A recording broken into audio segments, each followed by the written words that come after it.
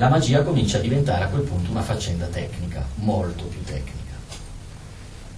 Parleremo di teurgia, parleremo di ermetismo, cioè di questi modi di costruire, che la coscienza ha usato per costruire un enorme edificio metafisico, spesso per livelli o stratificazioni, e che al vertice ha un potere assoluto, che le religioni hanno chiamato dei e i monoteismi hanno chiamato Dio, portando questa molteplicità del pantheon di divinità, sfaccettature dell'unico Dio, a essere un solo vertice. Quindi lì entra in gioco un tema secondo me interessantissimo. Viene un momento che era inimmaginabile prima, in cui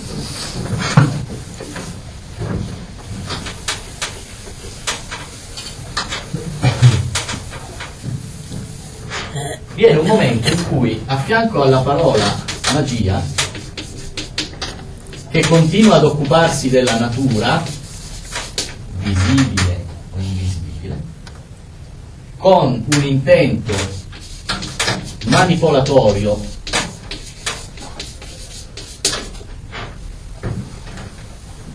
cercare di ottenere i risultati, avere chiari degli obiettivi, muovo queste forze, che ne so, sacrifichiamo un toro, un agnello, una gallina per ottenere questo, pago quel prezzo lì per ottenere questo, ne parleremo di tutte queste cose, no? Sacrifici, eccetera. A fianco a questa accezione del termine magia, cioè manipolare la realtà per fini personali o anche di gruppo, troviamo, si affaccia un termine che entrerà in conflitto con la magia, ed è il termine mistica. La mistica non era possibile come stato di coscienza delle origini, perché la mistica ha a che fare con quell'invisibile che prima era visibile, semplicemente. Abitava le cose del mondo. Quando invece la sorgente della vita viene spostata dalla percezione nel trascendente, cioè in qualcosa che sta fuori dal mondo, allora ci si pone immediatamente il problema di come faccio a entrare in relazione con quella sorgente del trascendente, se non è più qui, non è più quel fuoco, non è più quell'albero, non è più quella montagna, è sovrannaturale. Questo sarà il cammino delle religioni. Come faccio?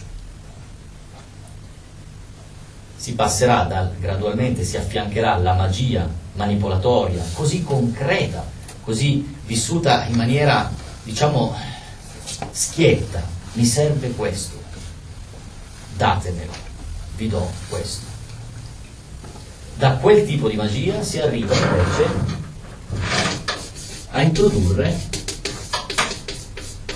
la preghiera non come forma di richiesta, ma come forma di meditazione.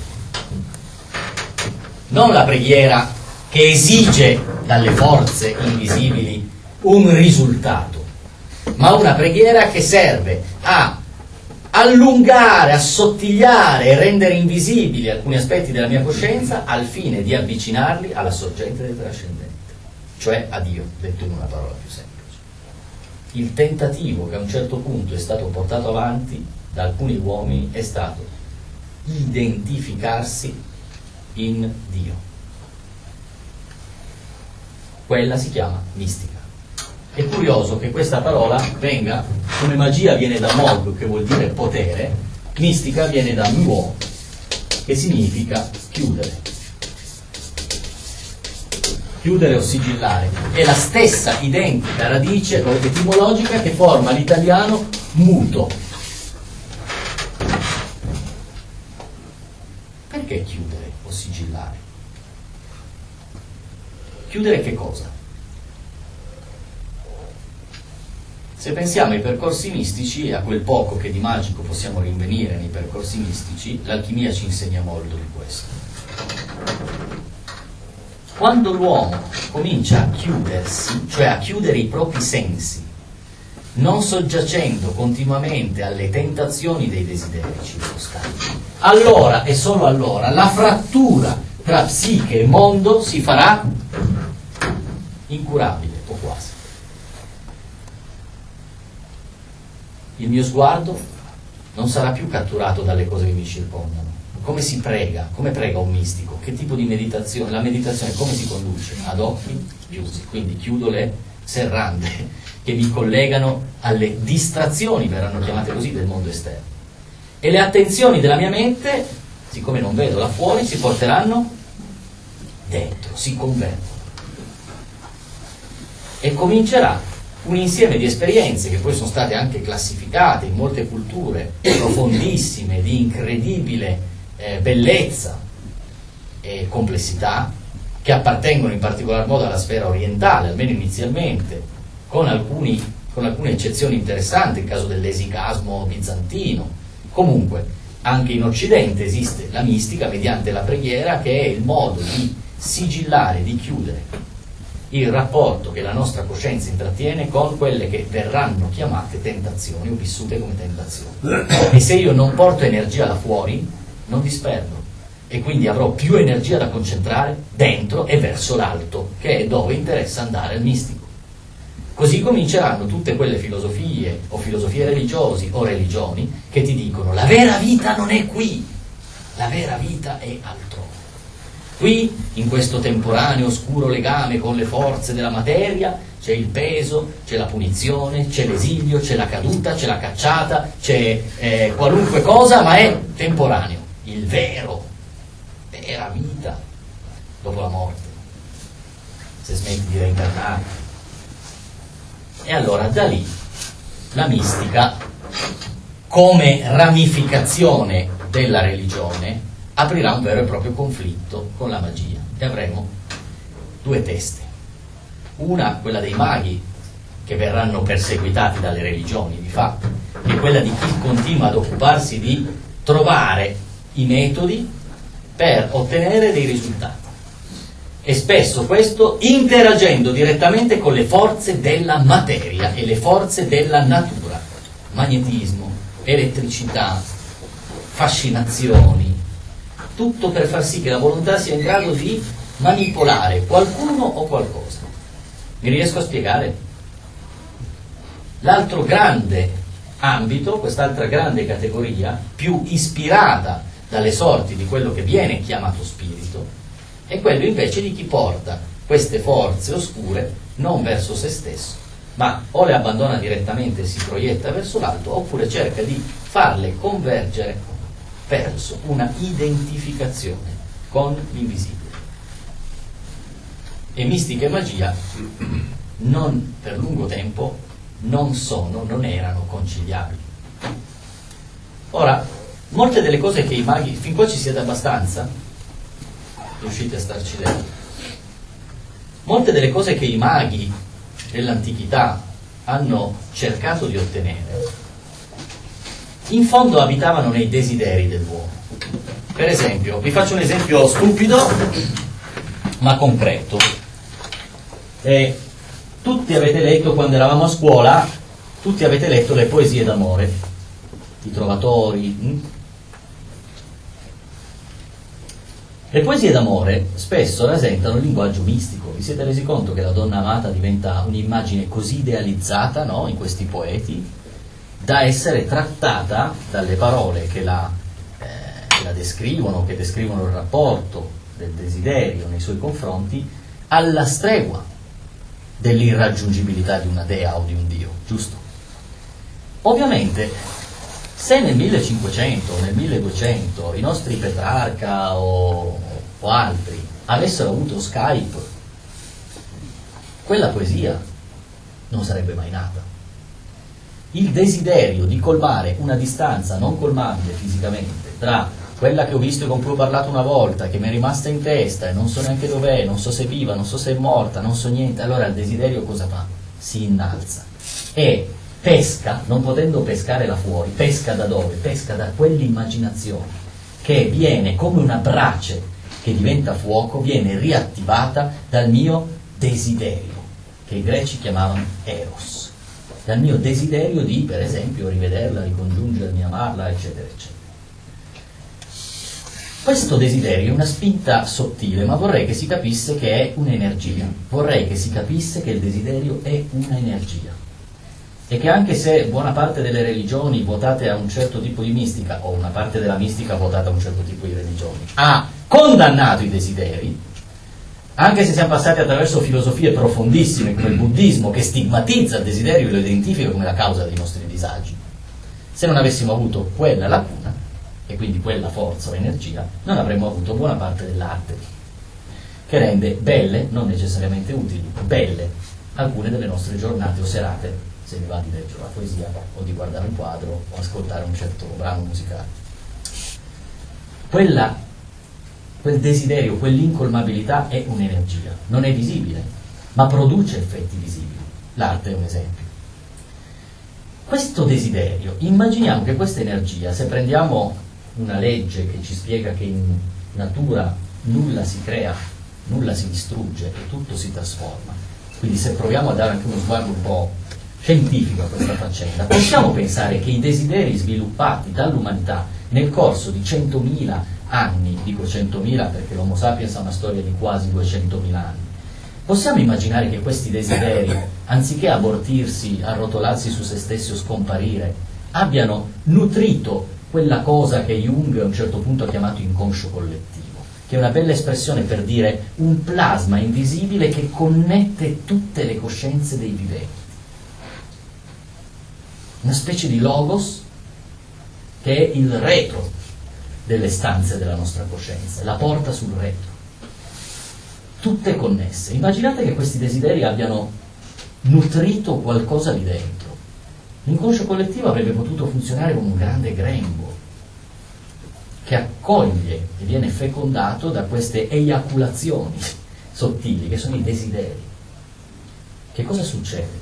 Che se io do questa interpretazione, allora alcune delle teorie o dottrine, dovremmo dire, della scienza magica ci spiegano che quando qualcosa viene nutrito nell'immaginario, prima o poi tende a realizzarsi, cioè a precipitare nella realtà manifesta.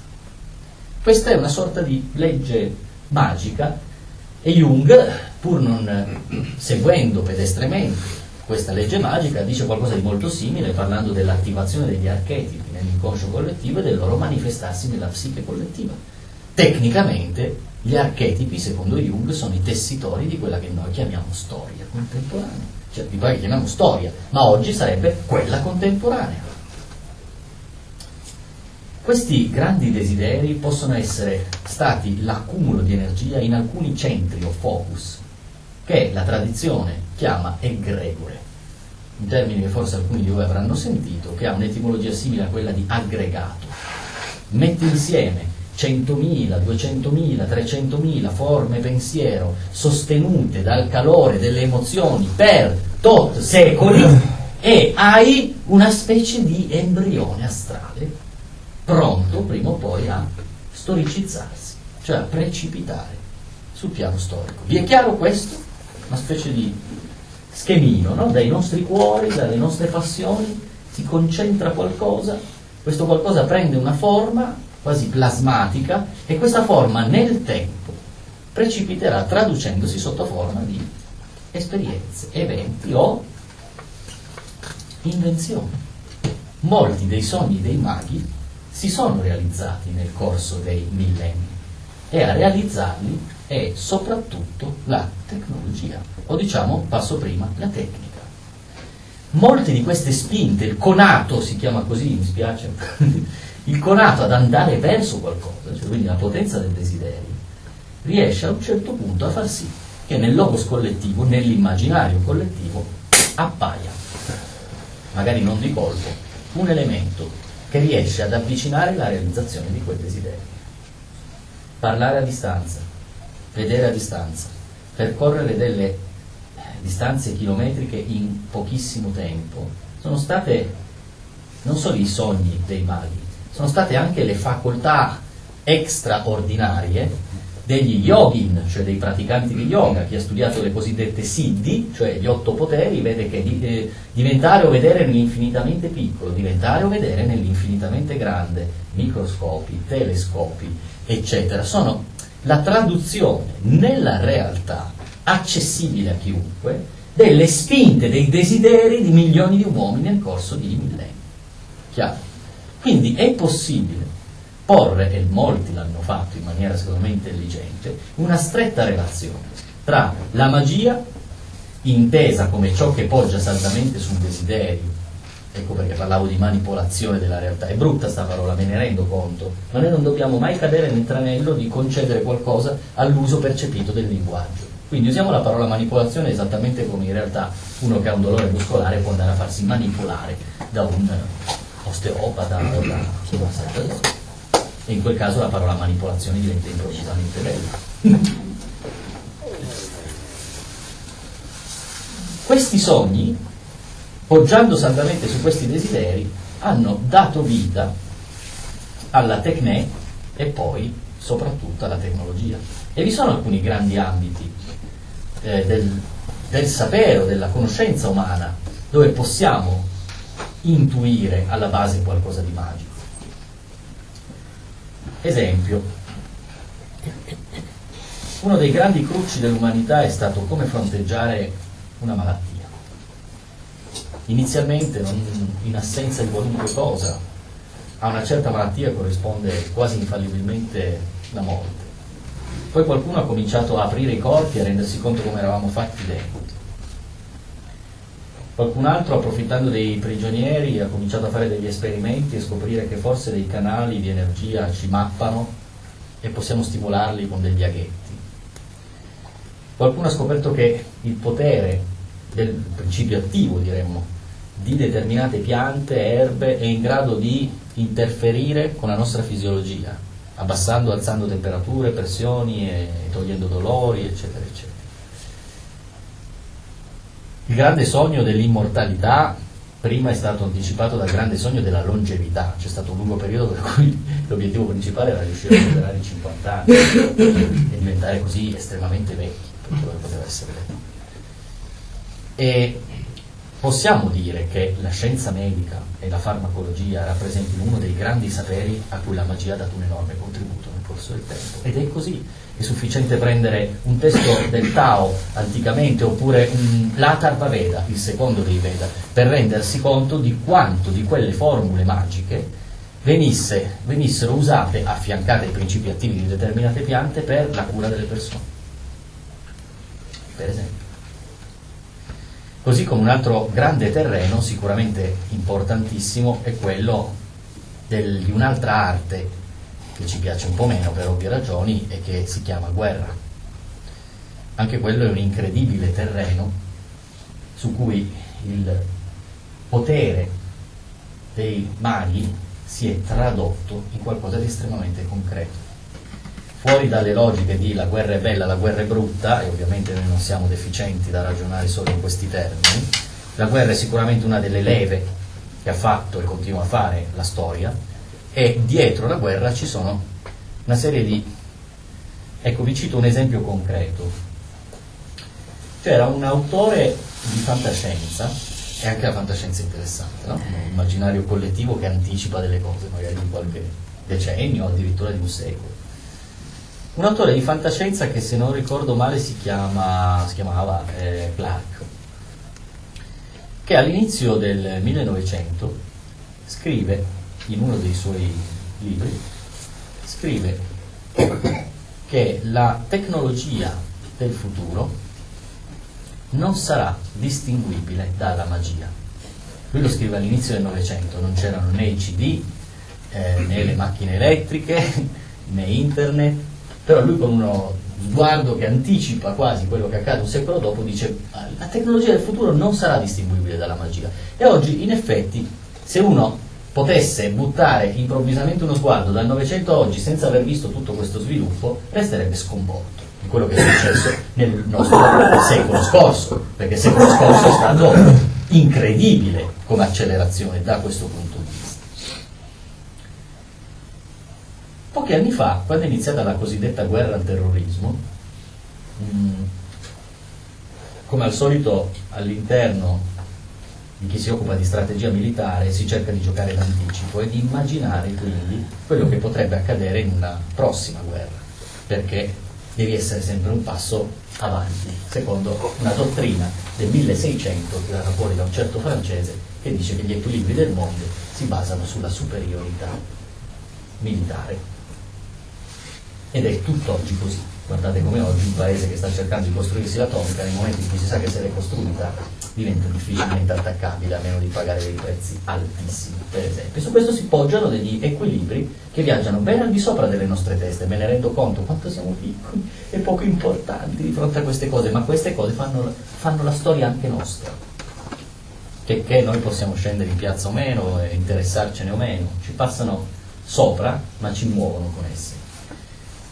Dunque succede che a un colonnello di nome Rees, R-E-E-S, statunitense, della Marina americana, viene chiesto, insieme ad un'equipe di strateghi militari, di intuire come potrebbe essere la guerra di quinto gradiente, lo chiamano gradiente, sì, quinto livello, diciamo, cioè ogni guerra ha delle caratteristiche. La guerra di trincea della prima grande guerra, no? Della guerra mondiale, la prima guerra mondiale non aveva le caratteristiche della seconda, perché erano già cambiate le armi e le logiche, gli scenari.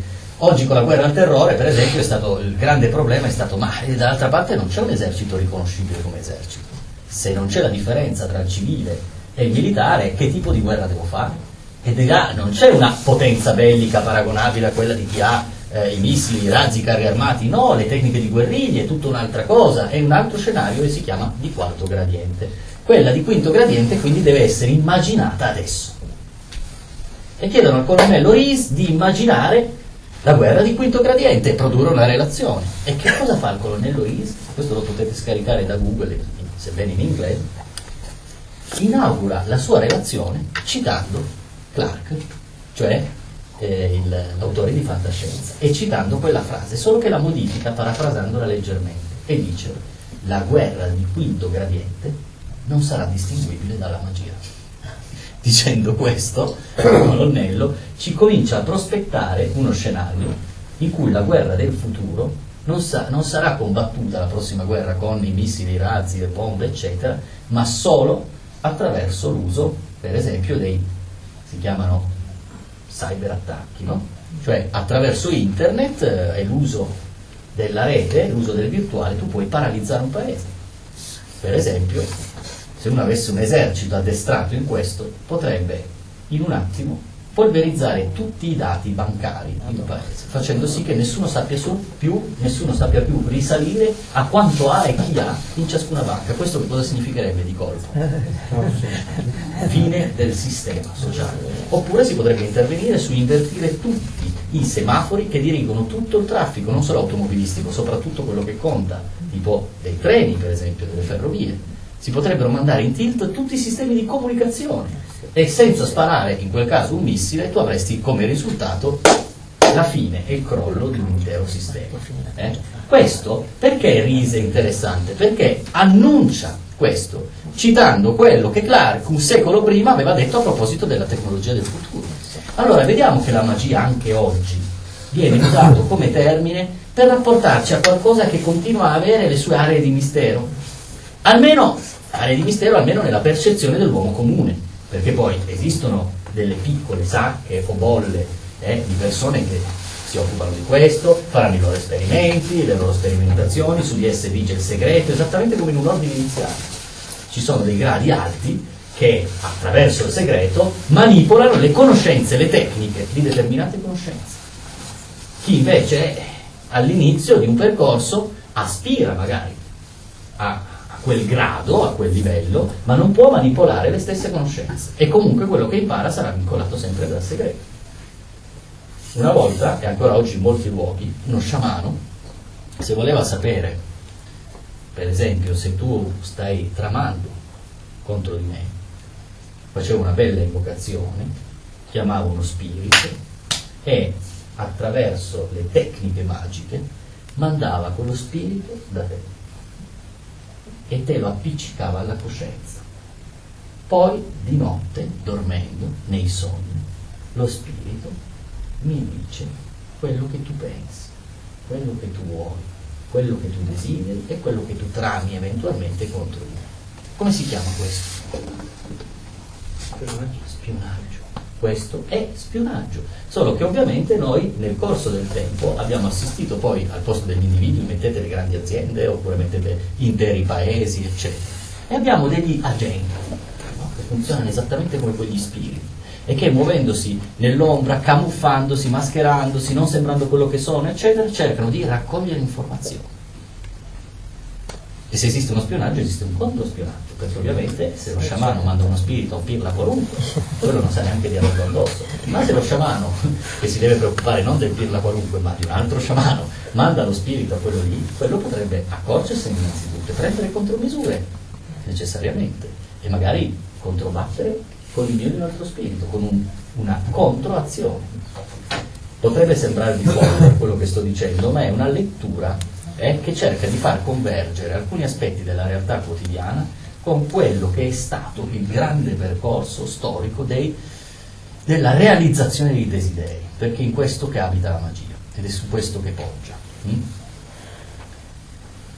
E poi vi sono altri grandi campi, magari meno vistosi o meno ingombranti di quello bellico o di quello farmaceutico e medico, come per esempio quello tecnologico. Il fatto che ciascuno di noi in questo momento, in questa stanza, abbia la possibilità di accedere con un gesto e poco più, in pochi secondi, a una gamma vastissima di informazioni che riposano nell'etere, questo è stato un sogno che alcuni, per esempio alcuni filosofi del Settecento l'avevano descritto così: esisterà una biblioteca con tutte le informazioni, i libri del mondo.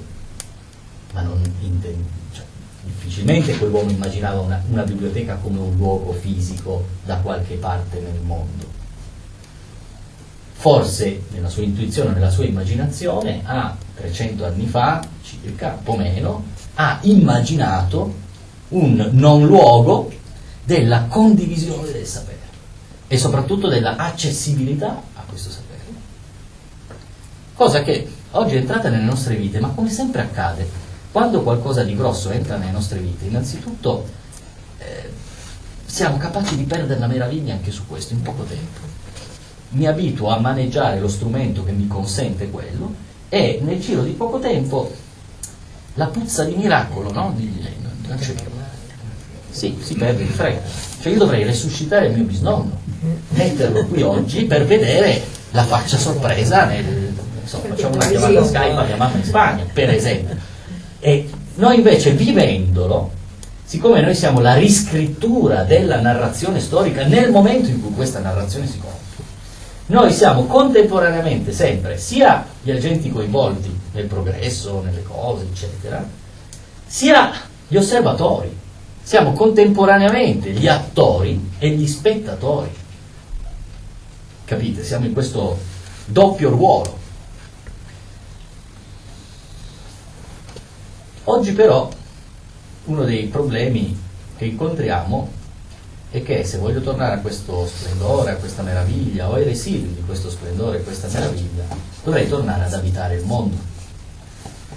Perché in questo lungo percorso, tanto la mistica che ha parlato dell'identificazione dell'orizzonte umano con l'orizzonte divino, ma per farlo ti devi fare un massimo, perché a meno che tu sia per qualche motivo sconosciuto, ovviamente noto solo a Dio, venga pescato da Dio, illuminato da Dio, i percorsi di illuminazione sono percorsi lunghissimi, quanto una o più vite per quelle culture che credono in più vite, e poi faticosissimi. Agli altri invece resta più o meno il maneggiamento dei piaceri e lo scansare i dolori, vivendo più o meno come vivrebbe un qualunque animale, no? Nel senso, anche noi siamo animali, e andare verso i piaceri ed evitare i dolori è quello che fa qualunque altro animale, e la maggior parte degli uomini in questo è come gli altri animali.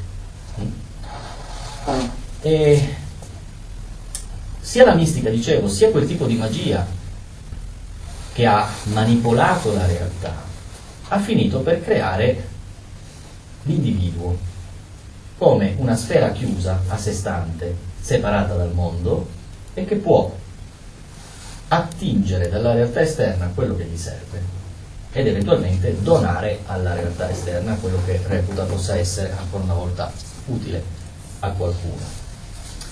I campi residui invece in cui l'esercizio di questa convergenza tra magia e mistica, quindi un rapporto con l'invisibile e soprattutto con l'immaginazione, ci possono consentire di rilassarci un po', cioè di non mettere il gioco sulle nostre spalle in maniera troppo pesante, sono innanzitutto la natura e l'arte. Quindi senza bisogno di andare a pescare chissà dove, in quali sofisticate, complesse, invisibili, metafisiche realtà, che rischiano poi sempre di alienarmi, come vi dicevo prima, ma questo lo vedremo nel corso del nostro seminario in maniera abbastanza specifica. Una delle soluzioni al nostro stress è mettere l'accento sull'esterno anziché sull'interno, dotarsi di un po' meno importanza. Lo so che queste apparentemente possono essere solo parole, però vi cito degli esempi concreti in cui queste parole prendono invece vita. È un esempio che vi ho fatto più volte per chi è stato qui in altre occasioni.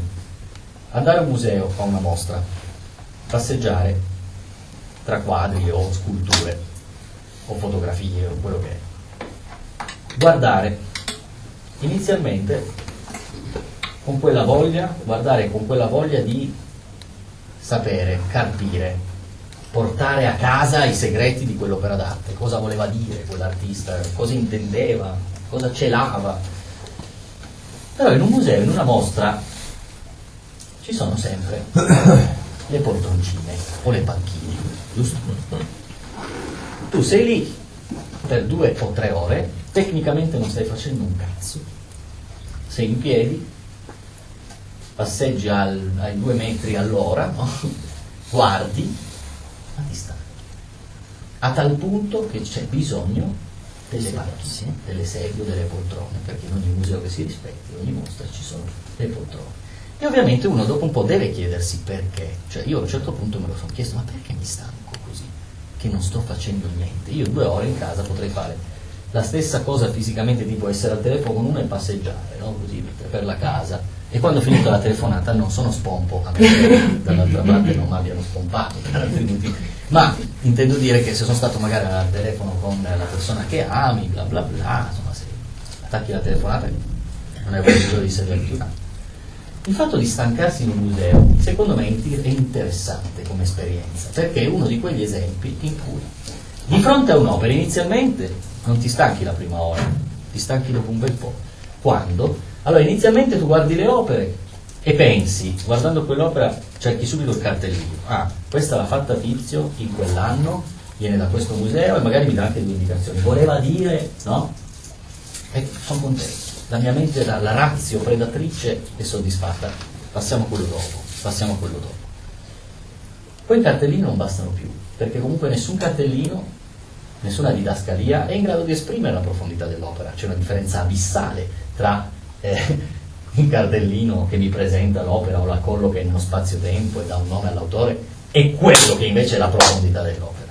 Una differenza enorme. Quindi cerco i significati e in che modo soprattutto mi relaziono all'opera. Inizialmente è la mia emozione la protagonista. Mi piace o non mi piace? Cosa mi suscita? No? Bellezza, stupore, meraviglia, che brutto, mi respinge, mi fa schifo, mi fa arrabbiare, mi fa ridere, L'attenzione è sulla risposta emotiva a quello che guardo. Perché mi interrogo, come d'abitudine, su come sto di fronte a questo oggetto. E siccome quell'oggetto non necessariamente mi può servire a qualcosa, perché in una mostra vado per il bello e non per l'utile, il protagonista devo essere io comunque. Quindi cosa mi suscita? Come sto guardando questo? Ma dopo, a furia di guardare opere, la coscienza fa quello che deve fare quando guarda le opere.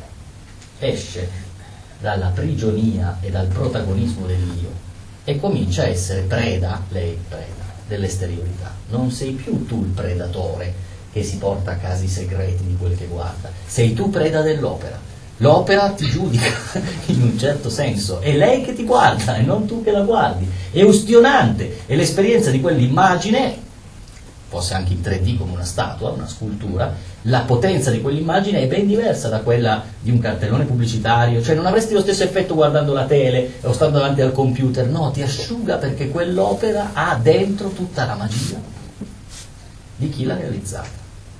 e fosse anche stata scrostata dal suo luogo di origine, perché in molti musei purtroppo c'è questo, non è come andare nel luogo, tipo la chiesa, dove quell'affresco è lì, è diverso, se porto quell'affresco in un museo lo depotenzio. Eppure, nonostante questo, nonostante l'abbassamento dell'aura che ci priva nel museo del genius loci, cioè del genio dei luoghi, io, entrando in relazione con quell'opera, dopo un po' mi spompo, perché mi rendo conto che si sono invertiti i rapporti.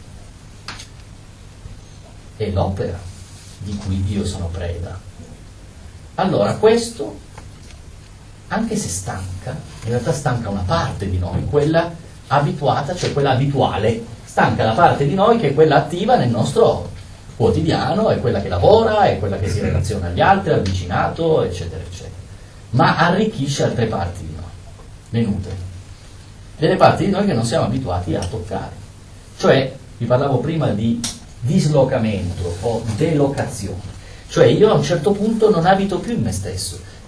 Alla seconda ora di mostra o di museo sono spompo, perché io non sento nemmeno più di avere un corpo, perché non ho più pensato al mio corpo. E quando ho dimenticato le mie emozioni, ho smesso di essere quelle emozioni, e la protagonista assoluta e centrale diventa l'opera.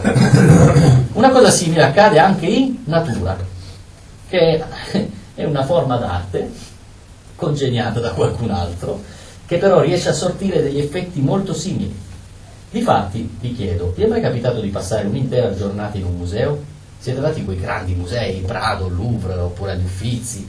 Se avete visto quadri dal mattino alla sera, cosa succede quando chiudete gli occhi e andate a dormire? Esplode la visione, e quel lavoro dell'immaginazione continua. Perché? Perché dall'immaginazione dell'autore è entrato il suo sperma, no? Attraverso l'opera d'arte, e mi ha fecondato. Chi è stato in natura, pur essendo abituato a vivere in città, dal mattino alla sera nel verde? Magari guardando i riflessi di luce su un lago lì vicino o nei pressi di un fiume. Cosa succede quando vai a casa e chiudi gli occhi? Quel verde esplode. O altri colori, che sono la testimonianza o la traccia lasciata dalla potenza vitale di ciò che si manifesta nella natura, continuano il loro lavoro nella mia immaginazione. Vi chiedo, succede la stessa cosa in ufficio, col computer, con la televisione? No, non può succedere la stessa cosa. Non succede la stessa cosa camminando per le strade delle città, nonostante vi siano cartelloni pubblicitari di ogni tipo, sempre, vetrine di negozi, insegne, non sortiscono quell'effetto. Quell'effetto lo sortisce per esempio la brace o la fiamma, se io sto vicino a un camino o davanti a un falò per qualche ora. Chiudo gli occhi e il fuoco è ancora vivo. Non tutte le cose sono neutre, non tutte le cose sono innocue, ma vi sono cose neutre o innocue che non sortiscono un effetto perché non hanno una potenza simbolica. Un cartellone pubblicitario è un segno, non un simbolo, che spesso rappresenta solo quello che vuole rappresentare. Le opere d'arte sono simboliche e la loro profondità è riferirsi a qualcosa che non è solo in ciò che vedo, è molto di più. Quindi credo che l'arte e la natura siano, tra quello che troviamo lì fuori, due occasioni di recupero della dimensione dello stato di coscienza, del magico, o vicino a qualcosa che noi immaginiamo potesse essere l'antico modo magico di relazionarsi alle cose, perché sono l'opportunità di uscire da sé e abitare temporaneamente il mondo, natura o opera che sia. E in questa operazione, che è un'estroversione, troviamo come regalo finale, l'etimologia ce lo dimostra, una parola che ha avuto a che fare tanto con la magia quanto con la mistica, e che oggi è un'altra di quelle grandi assenti nella società contemporanea: l'estasi. L'estasi è il modo migliore di rispondere a quella misinterpretata prigionia del qui ed ora. Quindi, se possiamo avere un residuo di successo spirituale, se possiamo inseguire qualcosa che ci dia realmente una opportunità di progresso interiore, non saranno la presenza, il qui ed ora, l'accento su se stessi, l'interrogarsi su come riuscire a conquistare, avere questo, quest'altro, non sarà far la guerra al mondo o far la guerra a qualcuno, nel senso di mangiarlo, saccheggiarlo, predarlo, non sarà interrogarsi sull'ultime. Il residuo sarà estasi, letteralmente vuol dire stare fuori, abitare fuori da sé, cioè per un attimo o un periodo smettere di sentirsi protagonisti al centro, smettere di chiedersi che cosa provo, che cosa sono, che cosa voglio, dove vado, eccetera. Questo può essere il vero ultimo contraltare agli errori che abbiamo seminato nel nostro percorso e di cui ancora ci nutriamo oggi, tanto a livello sociale, socio-economico, quanto a livello interiore, perché ricordatevi, nella spiritualità di oggi, fuori dalle religioni, ma nella spiritualità che si fa oggi, si mettono in scena gli stessi schemi e gli stessi errori del cosiddetto sistema, tale e quale: obiettivi da realizzare, successi, fallimenti, responsabilità, sbarrato, colpa, sensi di colpa, più tutta un'altra serie di cose che sarà interessante indagare. Quindi, siccome alla bellezza non risponde l'utile, ma risponde solo la bellezza, la magia forse oggi ha bisogno, in parte lo è anche la mistica, del coraggio di non sentirsi o non mettersi al centro delle vicende del mondo.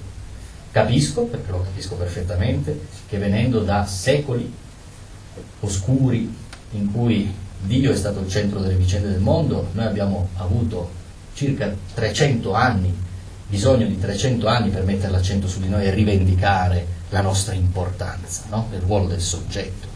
Ma adesso sono passati 300 anni e se continuiamo a fare i bambini non diventiamo adulti. In questo senso l'adulto non è quello che perde l'immaginazione del bambino, è semplicemente quello che sta crescendo. Quindi uscire dal circuito del culto della personalità narcisistico che stiamo vivendo oggi, dalle logiche dello specchio, dalle logiche dell'attrazione, da tutto questo modo di fare magia che era un po' superato, forse lì apriamo un nuovo orizzonte.